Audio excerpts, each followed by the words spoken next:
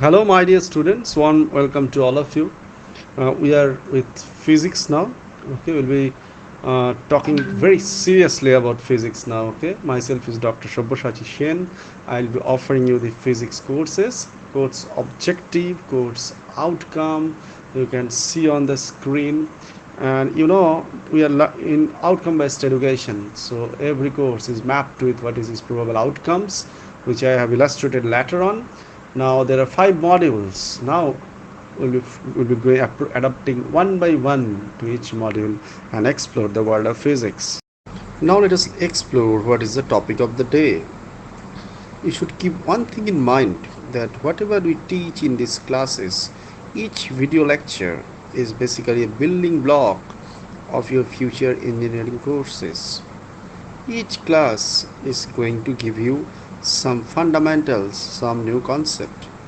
And if you add all those concepts at the end of the semester, you will get the correct path of entering into your own engineering curriculum, because all your curriculum are essentially the application of physics. Engineering means physics applications. So let us explore it a bit more.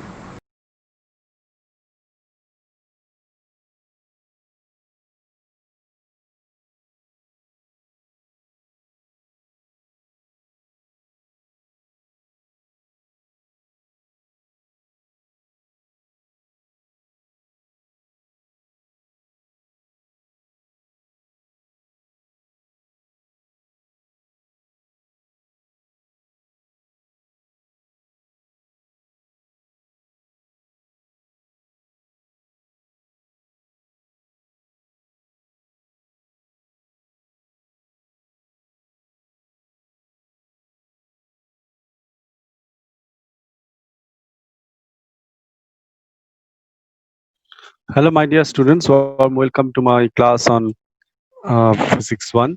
This is going to be our 24th class. And in this class, we are focusing on one of a specific optical phenomena that is called diffraction of light. Albeit, I'll be talking about the diffraction of light waves, but it's a physical phenomena which is applicable for any electromagnetic wave.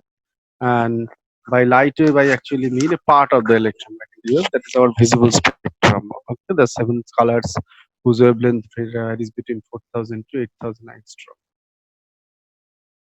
angstrom. But essentially it is true for any electromagnetic wave. Later in the quantum mechanics course, I have taught you about the diffraction of even electron when it is showing wave nature. So diffraction is a feature which is essentially the bending of a known wave. Okay. We'll study entirely in terms of light waves, that is in terms of visible light. In physics lab also you have got experimental laser diffraction, but it is also true for any electromagnetic wave. Okay, actually the phenomena like superposition phenomena, like diffraction of the waves, these are all very popular phenomena. They are applicable for both acoustic wave and also electromagnetic wave. Now let me talk about the diffraction phenomena in detail and in general. Okay, how the diffraction phenomena looks like, or what is the prospect of diffraction of phenomena, but in general what is actually meant by the word diffraction. Okay, diffraction means bending of light. Now the major focus and the major objective of the class to introduce you the concept of diffraction, and also for diffraction to happen you need an obstacle, you need an aperture. Aperture and obstacle may be a variety of kind. So one by one we'll take up those matter. So how the diffraction of the light takes place in variety of aperture or obstacles. So today we'll talk about the single slit diffraction. And after attending the class, the major outcome is that you'll be able to explain the formation of the intensity distribution that you witness with single slits. And obviously next day we'll move into double slit and multiple slit. So your journey will be smoother. Okay. Now let me get into the business. So this is our topic. Okay. This is my 24th class, as I already mentioned. This is me. You can always contact me in those numbers. My WhatsApp phone number is also the same number. Email IDs are all given. I'm available every time. Okay. So I'm there to help you. Please get in touch with me. Anything, any problem you face, I'm there to help you. Okay. So this is light wave. Okay, light wave means basically the visible spectrum, but it is essentially the electromagnetic spectrum, a part of the electromagnetic wave. Okay, which is a simultaneous vibration of the electric field and magnetic field. Okay, so that is basically the you can see the visible spectrum. Okay, that colorful region, red to violet. Okay, just below the red you have got infrared, just above the violet you have got the ultraviolet lights. These are some of the essential terms which are connected with the study with the diffraction also. The concept of wavelength. Wavelength lambda is associated with a phase difference of pi. So unit wavelength is associated with the phase difference of 2 pi by lambda. So you can see the two waves there. One is in blue, another is in magenta. So the phase difference, the path difference of them is lambda by 4. So lambda by 4 into 2 pi by lambda is like pi by 2 is the phase difference. So if you multiply path difference with 2 pi by lambda, you get the phase difference. So what phase is important? Because for interference you have to maintain a constant. The coherence is an important issue, and if coherent beams are there, then interference can take place. But any two or more than two beams could be called coherent if the wavelengths are same, if the phase difference is constant. Okay, so this is the basic idea, the concept of amplitude, concept of frequency and wavelength that you know. So now let me talk about the diffraction of radiation. You see, I've got a wave coming in. Okay, so suppose red light is coming in, it is facing an obstacle. So our theory of rectilinear motion tells us it should not go to the other side. It is incident at the middle of the obstacle. If it is incident at the edge of the obstacle, what is my theory is that rectilinear motion of the light wave tells me. It also tells the same thing, that it cannot go to the other side because light moves in straight line path. It can't go to the other side. Okay, so I'll be having shadow to the other side. Just remember that famous pinhole camera experiment that you studied. So it tells us it should not cross that obstacle. Okay. Now I just get into another discussion. Suppose I consider red light of wavelength 8,000 angstrom and consider obstacle size is of the same order, like 10,000 angstrom. In your physics laboratories, you are using an experiment of diffraction with grating. Their number of lines per inch is like 5,000 lines per inch. So if you do it in centimeters, it is like another grating is also there, like 2,500 lines per inch.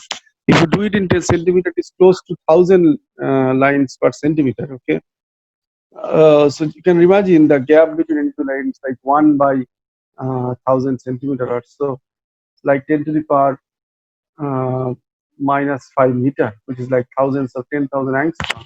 So that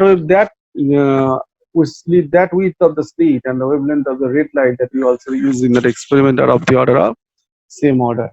If that is the story, then this phenomena will take place. You see, this light is getting bent at the end of the aperture, at the end of the obstacle.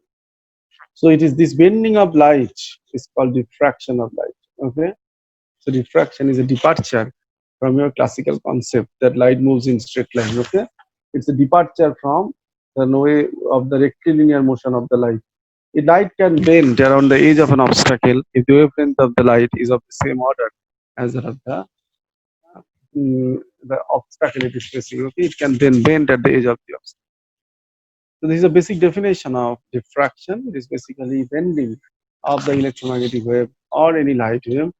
Okay, so when the wavelength of incident beam and the size of the obstacle are same order. Now this can be of two types. One of them is called Fraunhofer diffraction. The other one is called Fresnel diffraction. The diffraction has got two classes. You will see, look at the picture. It's a beautiful picture. I've got a source of light and I've got kept two lenses there. Because the first source is at the you see source Fu, which is written there, and it is kept at the focal place of the first lens. So I am getting plane waves, okay, out of the lens on the left side. And if it is passing to, I can see there is another lens. So if this plane wave comes in, you see it will actually converge all the points because it's a convex lens to its own focal length. Okay. So theoretically, then we say those focal points are actually infinity with respect to those lengths. Okay. can see there. Okay, the beautiful pictures are there. So now let us talk about the diffraction of Fraunhofer class. You see, I've got a source on the left side. You can see there on the screen. It is incident on the lens. So now it is incident on a lens. You see this. This is a slit defined by two. You see this, the aperture is AB. The central point of the slit is like O. So light will move. Okay, and if it is incident on another lens, it will be converting to the point O prime. Now, so far this is okay. Okay, this is still, it is moving in a straight line path, no problem. Okay, so source is at the focal plane of the first lens, and the screen is also the focal plane of the second lens, and ultimately you are doing the experiment with plane waves. Now what is happening here, you see, the theory of diffraction tells us if the aperture, the width of the aperture and the wavelength of the light are of the same order. The size of the aperture is like 10,000 angstrom and wavelength of the light is 8,000 angstrom. Then the light will be bent at the end, and the bent light is marked there. It is going towards the point P. Suppose it is bent by some angle theta. Okay. So now I'm getting the bending of light, which is called diffraction. Now this type of diffraction is called Fraunhofer diffraction, because theoretically both the source and screen are at infinite distance with respect to the obstacle. Why? Because I am getting the plane waves. Okay, the waves coming in are parallel to each other. Okay, which is only possible if the source is at infinity, and also the screen is also at infinity, because there also light is passing. You see, plane waves are actually coming. Okay, plane waves are actually moving. Okay, after passing to the aperture. It is moving few parallel lines. If you see, okay, I've shown you in parallel lines. Okay, so as if it is only possible if the source is at infinity. Okay, so that I achieve virtually using the lens system. To the right side also, you can see I do the same thing. So what I am doing, I am making both virtually source and screen at infinity with respect to the obstacle. If you think from the point of view of the obstacle or aperture of length of AB, okay, both the source and screen are at infinity. There is Fraunhofer class. The other, and you can see this in this picture also. Okay, this is a Fraunhofer diffraction. Whatever I have shown you in that picture, same story is coming. Now, other class of diffraction is a Fresnel class, but it does not. You do not need the source and screen should be placed at infinity. You can see there the at the end of the obstacle, okay, and finally with the diffraction pattern. So here source and screen you do not. You don't, obviously you do not need extra lens also. So basically, this is the Fresnel type diffraction. So major difference between Fraunhofer and Fresnel is that in Fraunhofer diffraction, both the source and the screen, it has to be kept at infinity. Okay, with respect to the obstacle, and that's why you need a lens system to achieve that. But in Fresnel class, you do not need all those things. Okay, the source and the screen may be at finite distance from the aperture or obstacle. So now you can see that O prime is the point where it is getting, P is the point where the diffracted, okay, the lights are going. Okay, this is called Fresnel type diffraction. So now O is the initial point, O prime, and from the A and B it has been. Okay, you can see there on the screen. So this is the diffraction taking place. You can see it's a beautiful picture. Okay, through a single slit, light is moving. Okay, this is Fresnel type diffraction. Okay, wave front is not plane. Okay, the spherical wave front, you can see.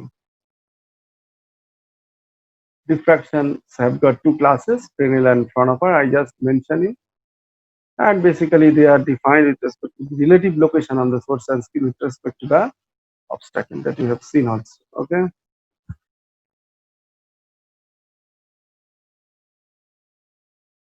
So therefore, now I move into the detailed calculations of the Fraunhofer type of diffraction.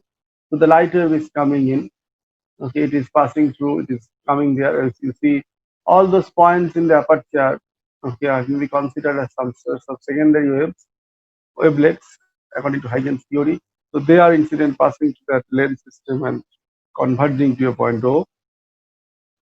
So all the points from A to B are acting as a source of secondary light, secondary wave sources. Okay. Now what we do here? Again, the light waves are coming. Now this is the diffraction. Okay, diffraction is taking place that you can see on the screen, and theta is the angle of diffraction. So point O AOB actually refers to the source, the obstacle secondary wave sources, and O prime is the point where without diffraction the light is reaching, so that will ultimately result in higher intensity or central maxima in case of diffraction pattern. And at P, okay, you are receiving the diffracted beam, the intensity will be different. Okay, so basically at P the intensity will be different. Now, if I wish to calculate the intensity, then what I have to do? Okay, suppose to get intensity there, I have to calculate the displacement at the point P. Okay, if it is dz, you can see there on the screen, it will be equal to a sine 2 pi t by t. So now, if I consider some further picture, okay, if I consider a length of dy there on the screen, so basically, last one was the mm, displacement happening at P because of the of this wavelet of per unit length that is uh, that was happening initially. Now I consider all the wavelets that is contributing within the region dy. So basically, it will be a dy sine of 2 pi by t phase difference. Okay, it will be a dy. Okay, a dy. It should be a dy. So just get it.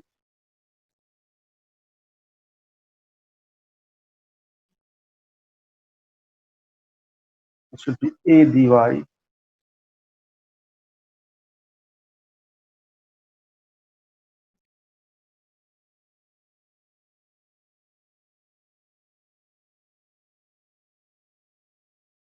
This much a dy.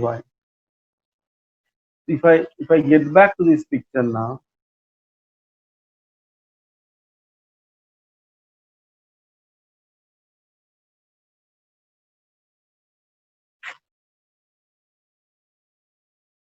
so therefore you can see on the screen this is a intense diffraction is taking place, and if I have to get the intensity at the point P, then how do I get it? I get it by using this equation a di a sine j 2 pi by t by t.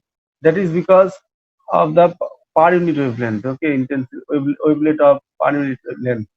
So now I have taken a length of dy. You can see on the screen. For this length of dy, okay, you see many such points are there. Okay, so for this length of dy, so all those points are contributing. So your value is like this much, a sine 2 pi t by t. If all of them contribute, okay, then it basically it will be multiplied with a dy. Okay, there will be one. It will be a dy sine of 2 pi by 2, and the minus the phase difference of the waves coming in. Now, if I have to calculate the phase difference, okay, and it's the same thing is coming a dy sine 2 pi by 2 phase difference. Now, if I have to calculate the phase difference, I have to measure the path difference first. Okay, of these two superposing waves. So how do I calculate the phase difference? To know that, first I have to calculate the path difference between these two superposing waves. So how do I calculate that one? If you look at this picture, so this is both the waves are meeting at the point P. So now this lemma length is r, this is r prime.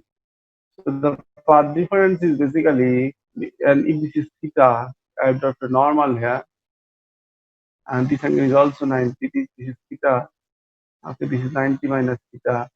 So by using the formula OM is equal to, if this is y, okay, y by OM is equal to, actually OM by y is equal to cos theta. So now this angle is 90 minus theta. So basically OM is equal to y sin theta. So path difference is basically the length r minus y sin theta. Okay. So basically the corresponding phase difference is 2 pi by lambda r minus y sin theta. So therefore, if you look at this picture, you can see here a dy sine of 2 pi by t. I have added this phase difference term, that is r minus y sine theta by lambda. Okay. So this is a contribution of this much of length, okay, dy. Whosoever is contributing, that has been considered. But if I consider this full aperture, okay, whose of dimension d, so this may be d by 2, and this may be plus d by 2, so this is minus d by 2. Then to get that, I have to consider an integration over this quantity dz. If you do the integration, okay, you can see there your equation is like minus d by 2 to plus d by 2 dz. So you get an expression. So you have got z. So this should be your value of z. Now let me show you directly this through the calculation. Next job is that it is sine of this much. I have to integrate it. It will become cos, and this obviously this y integration y. Okay, so the coefficients of y will be coming in front. So let me do the integration, and let me show you the calculation directly. Okay.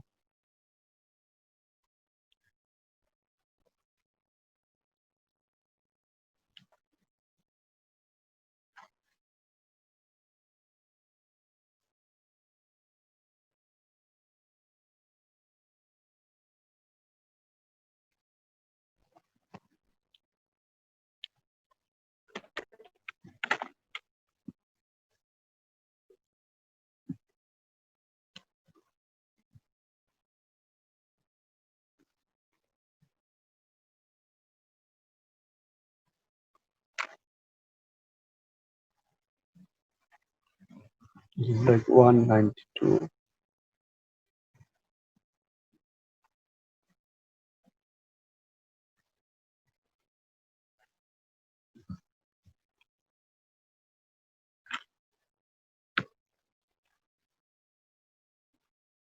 So basically, the z will be equal to minus d by 2 to plus d by 2 a sine of 2 pi by lambda t by t minus r minus y sine theta by lambda dy. So this is minus d by 2 to plus d by 2 a sine of 2 pi by lambda. Okay, a sine of 2 pi by lambda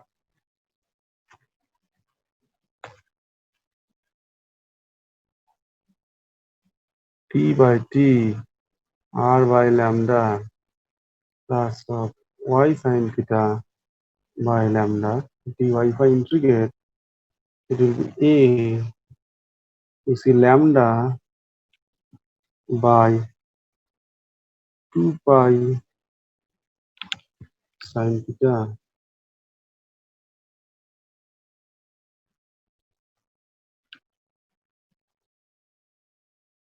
Okay, okay, this will be just 2 pi. Okay,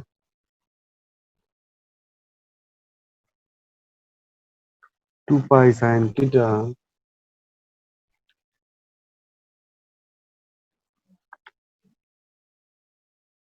cos of t by t minus r by lambda plus y sine theta lambda. You have to put the limit minus d by 2 plus d by 2 will come to minus sign in front.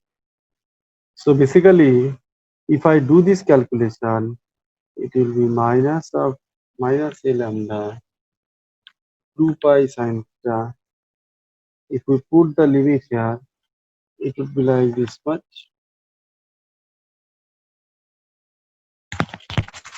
cos of t by t minus r by lambda plus d sine theta 2 lambda minus cos of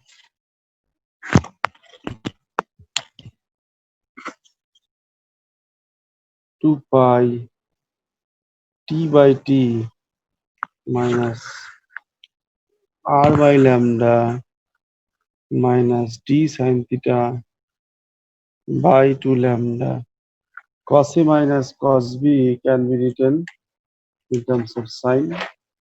So therefore, the expression of Z would be equal to minus of A lambda 2 pi sin theta twice sine 2 pi.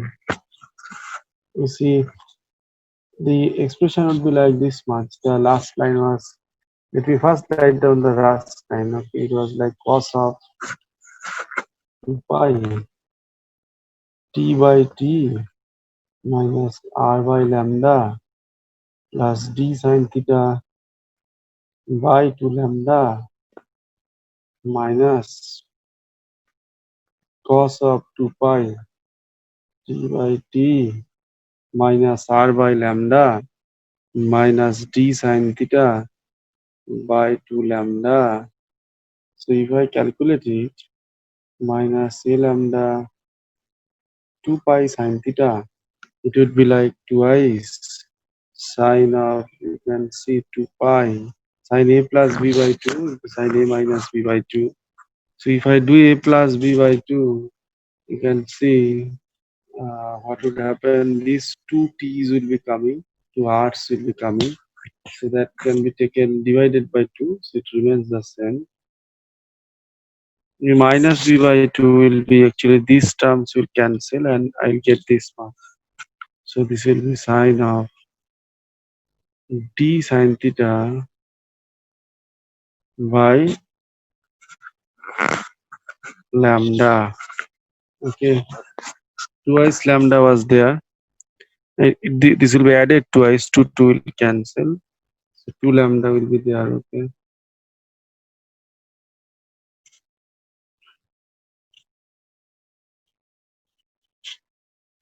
So therefore, you can now realize, okay, is that I can now write down this term in this way.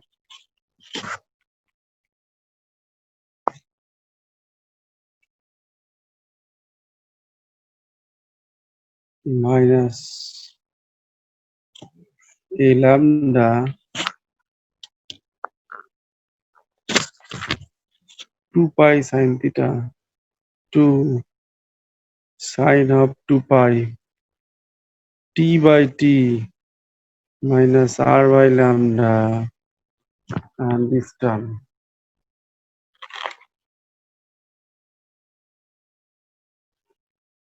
2 will cancel. Sine of pi d sin theta by lambda. Okay. So therefore, we can now write down actually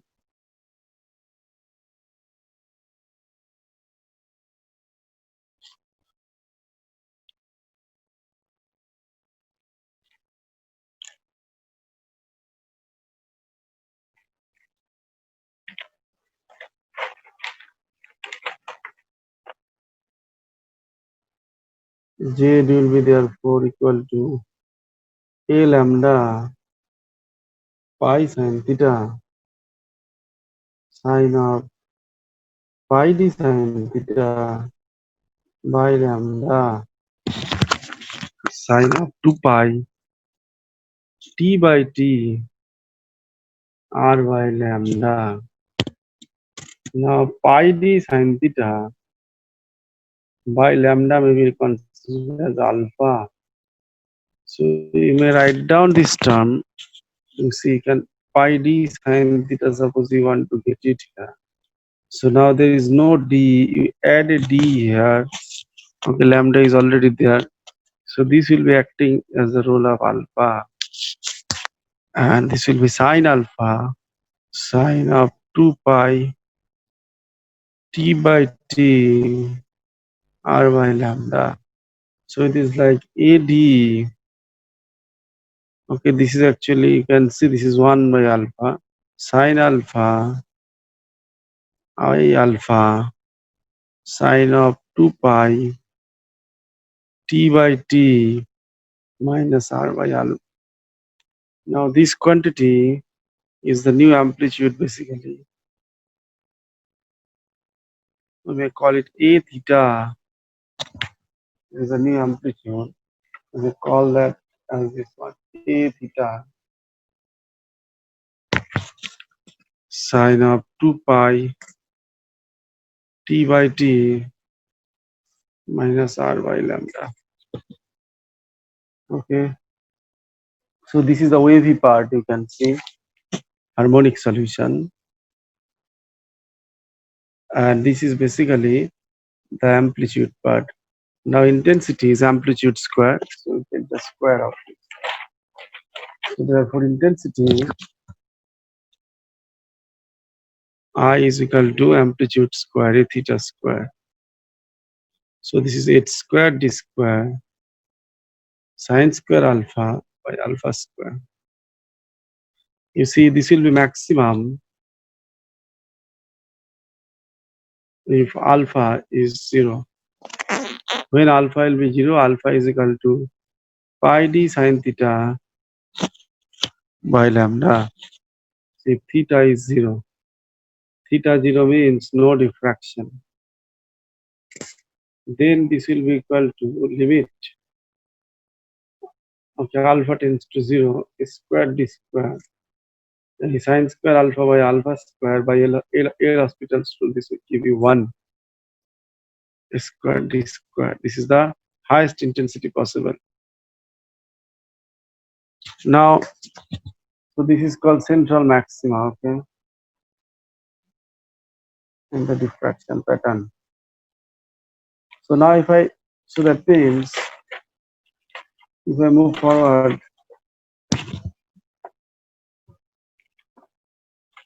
you can see here, therefore, I is equal to I0, which is a square d square sine square alpha by alpha square, and alpha is equal to pi d sine theta by lambda. The case that we obtain with no diffraction that has been discussed, which has produced I is equal to I0. Now let us consider some other values of theta. Now the question is that when this will go to maximum, this maxima is called secondary maxima because this is the central maxima. So you're getting many maximas here.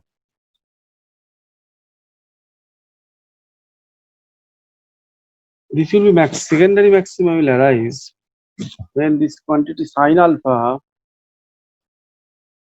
will be at its +1 value. Okay.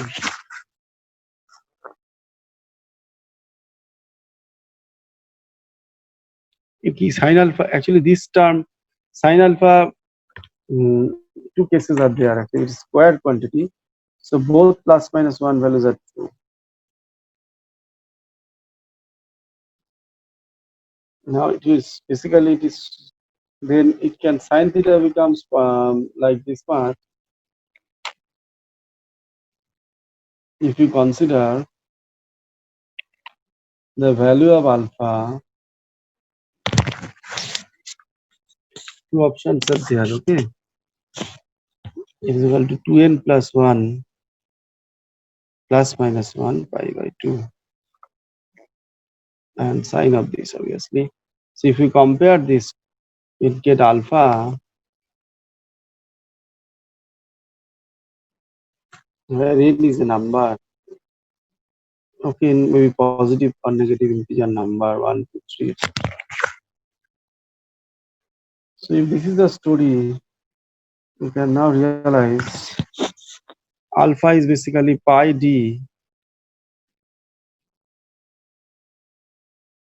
sine theta by lambda. So pi will cancel. From here on you get d sine theta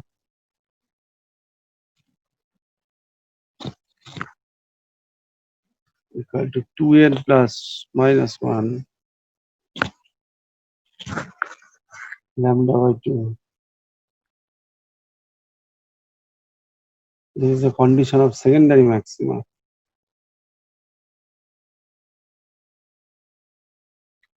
Now in this case also you can do here sine alpha equal to 0 means alpha is equal to, this is sine of n pi.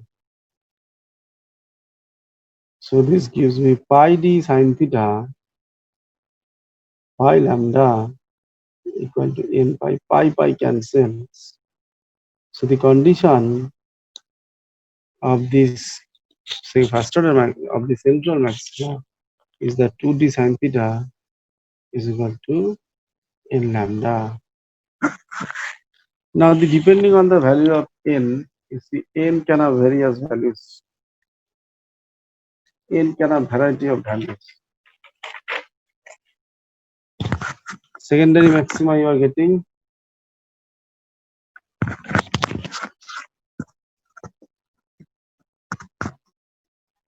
for sine alpha equal to plus minus 1. And that is for alpha, that is pi d sine theta by lambda equal to 2n plus minus 1 pi by 2. So that has given me d sine theta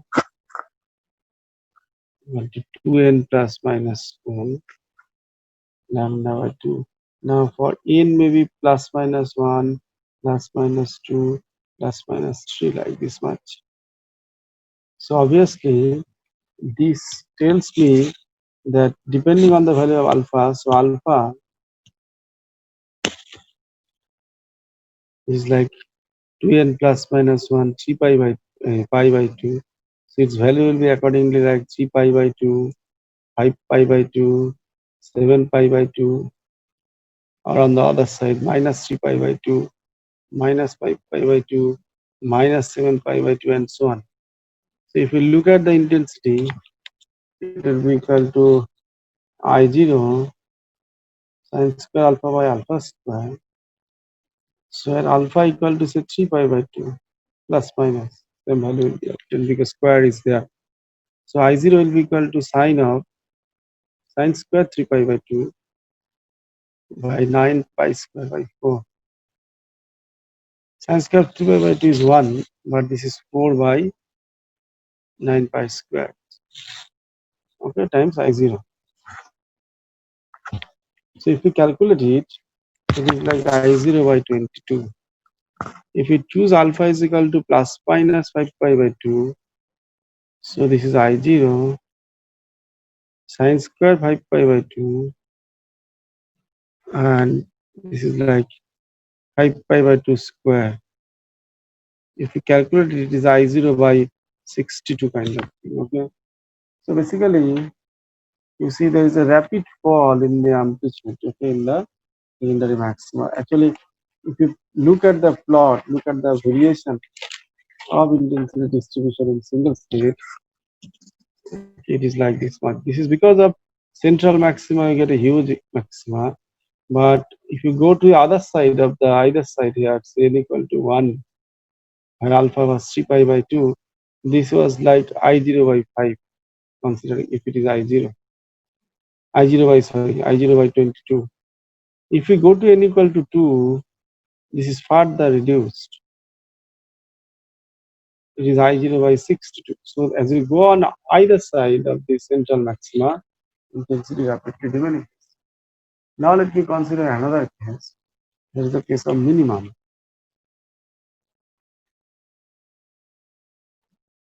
How do you get the minimum? Now the condition of getting minimum is this much. You can get minimum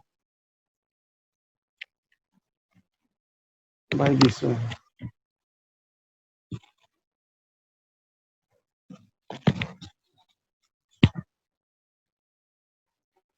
Minimum actually by this first.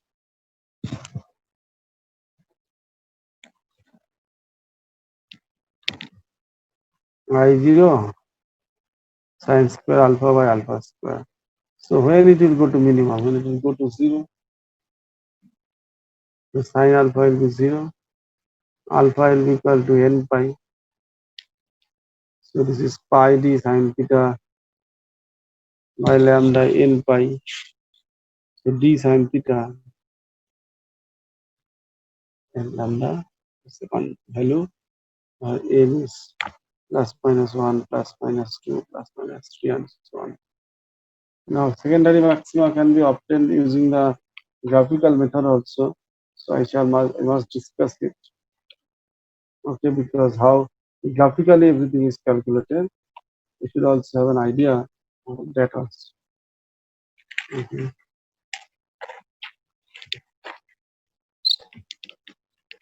If you calculate graphically, I is equal to I0 sin square alpha by alpha square. Now the condition of optimum is that this should be did alpha this. Okay, you have to calculate. This will be 0. So this is I0 2 sin alpha cos alpha square minus 2 sin square alpha alpha cube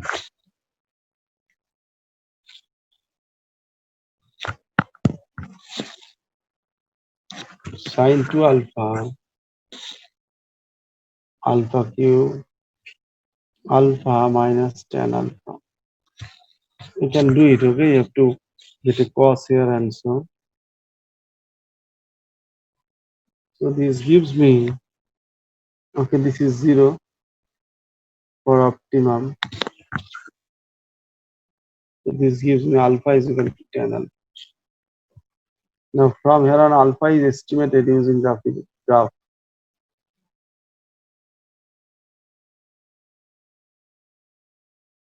The plot of alpha versus tan alpha.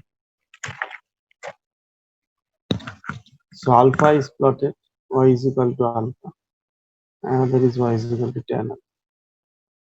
So if you plot it,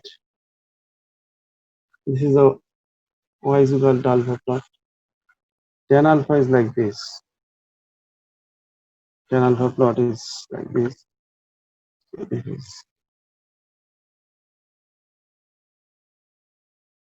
this is one graph.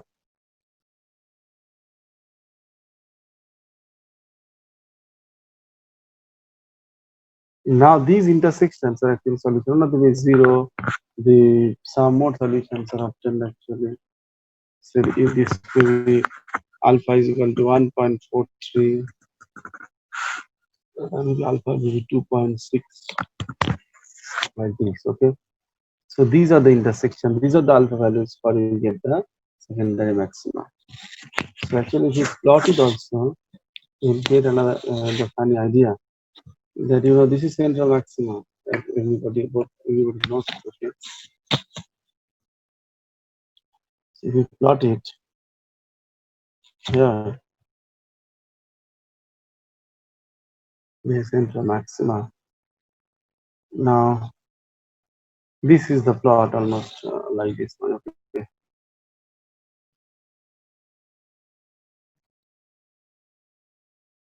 So this is the way the intensity distribution, but actually this is much higher. Okay. Central maxima. This is the way it is. Everything is obtained. Another funny idea is to calculate the width of this pattern that you are generating. That you can get very easily. If this is my length system, okay, aperture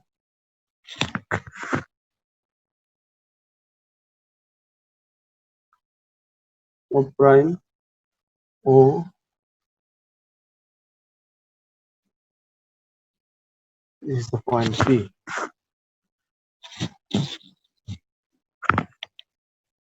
So what is the condition of getting minimum, secondary minimum?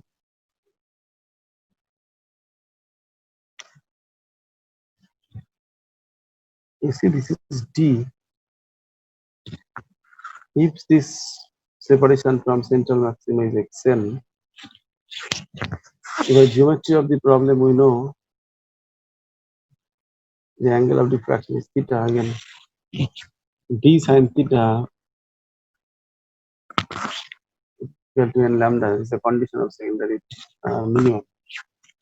Another point is that you can also write down by geometry of the problem. I can write down this is xn, this is d, this angle is like theta. So from here on you can write down xn by say this much of length is equal to sin theta.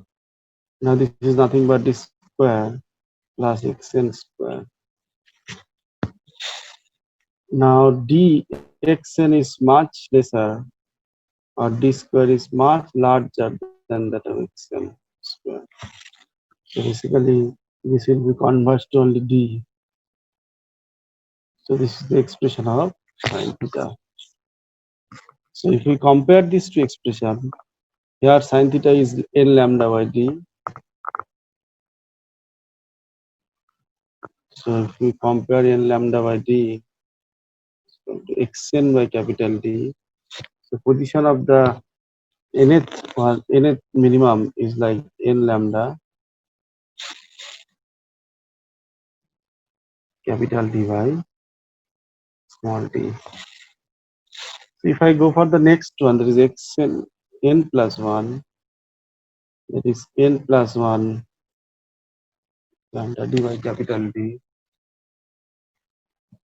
So therefore, we can actually calculate the separation between any two secondary maximum is xn plus 1 minus xn equal to lambda capital D by small d, where this is the small d. Similarly, you can do the same calculation with the secondary maxima also. For secondary maxima, if I show the same calculation,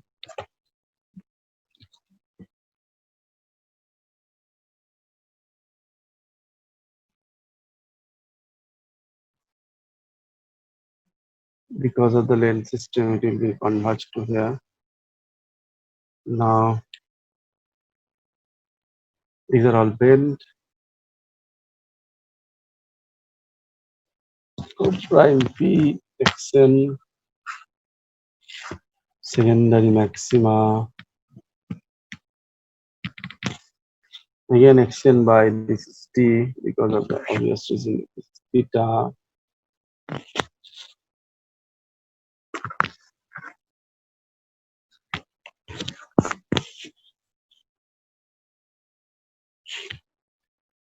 Okay. Another is that the condition of the mean is that 2d sin theta is equal to 2n plus 1, 2n plus minus 1 lambda by 2. From here on, you can write down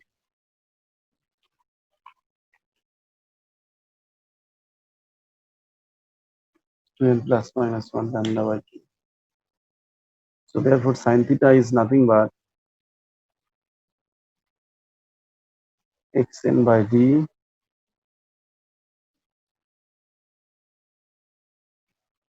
xn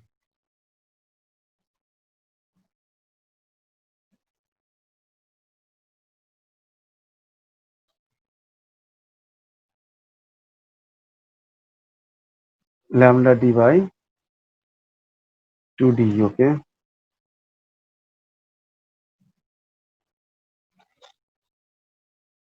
So now for nth one, so separation between xn plus 1 and xn,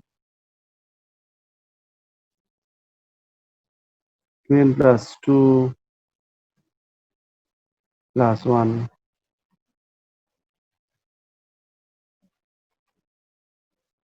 lambda d by d minus 2n plus 1 lambda d by 2d. 2 and 1 will cancel, so this is 2 lambda d by 2d.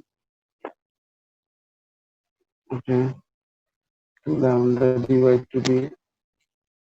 So the calculation, again, the separation is lambda d by Okay.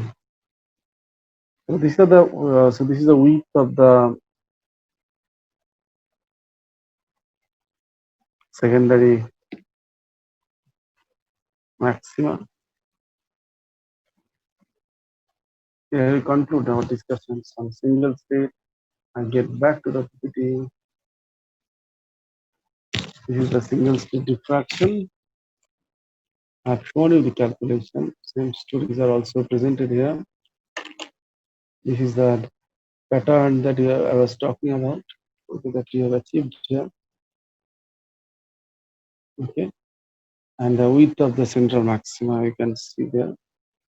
The way they have calculated, we have slightly calculated in a different way.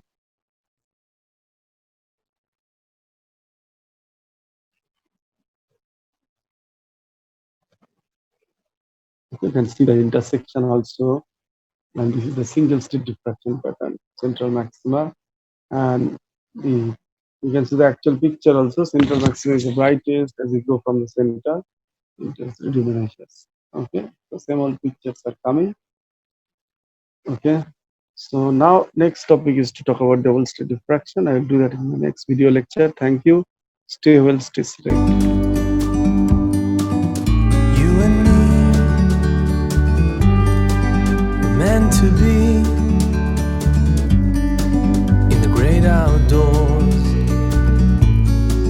forever free. You and me meant to be in the great outdoors, forever free.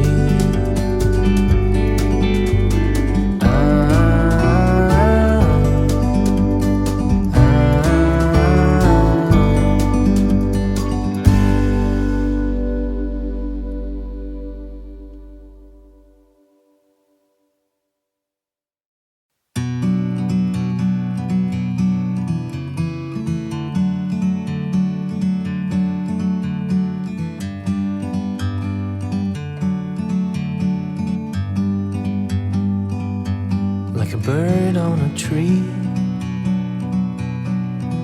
I'm just sitting here. I got time, it's clear to see. From up here,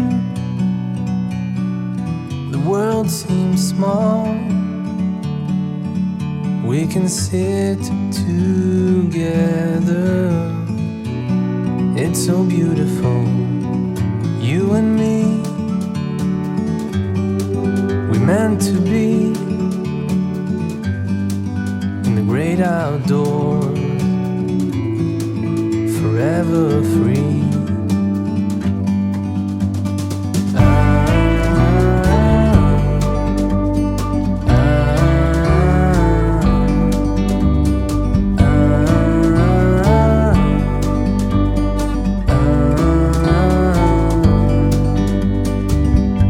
Sometimes you need to go and take a step back to see the truth around you. From a distance you can tell.